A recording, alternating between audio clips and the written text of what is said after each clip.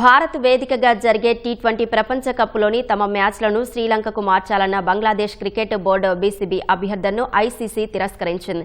భారత్లో పొట్టి కప్పు జరిగే ఏ వేదికలోనూ బంగ్లా ఆటగాళ్లు, అధికారులు, అభిమానులకు ముప్పు వాటిల్లుతుందన్న సంకేతాలేమీ లేనందువల్ల షెడ్యూల్ ప్రకారమే మ్యాచ్లు జరుగుతాయని స్పష్టం చేసింది. షెడ్యూల్లో మార్పులు చేయడం సాధ్యం కాదని ఐసీసీ తేల్చి చెప్పింది. వీడియో కాన్ఫరెన్స్ ద్వారా జరిగిన బోర్డు సమావేశంలో ఐసీసీ ఈ మేరకు నిర్ణయం తీసుకుంది.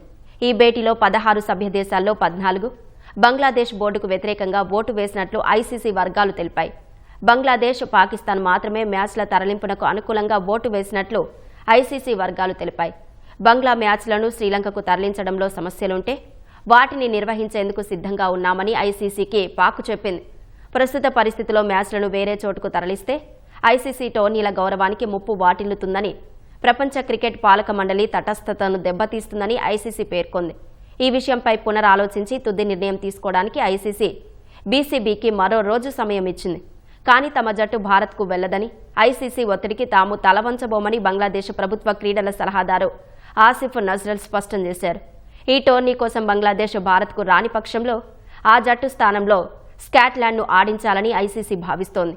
అంతేకాక బంగ్లాపై ఐసీసీ చర్యలు కూడా చేపట్టే అవకాశం ఉంది.